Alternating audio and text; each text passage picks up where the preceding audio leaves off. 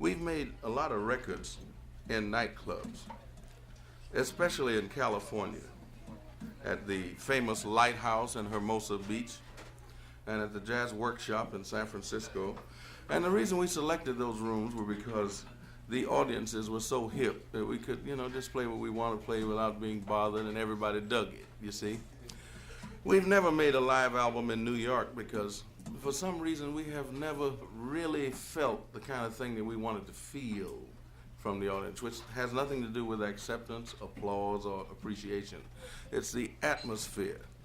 You get a lot of people who are supposed to be hip, and they act like they're supposed to be hip, which makes a big difference. You see what I mean?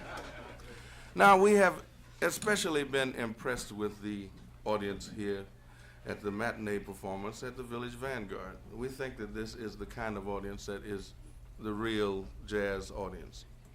And we want to thank you for making it possible, for being so really hip. Hipness is not a state of mind, it's a fact of life.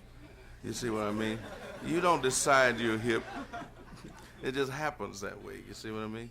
So today we're doing our first New York live album, courtesy of you, the audience. Thank you very much. We're going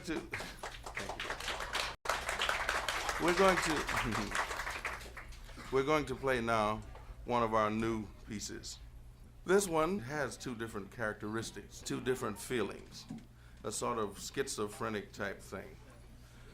And I think that accounts for the reason why its composer, Mr. Jimmy Heath of Philadelphia, decided to call this one Gemini.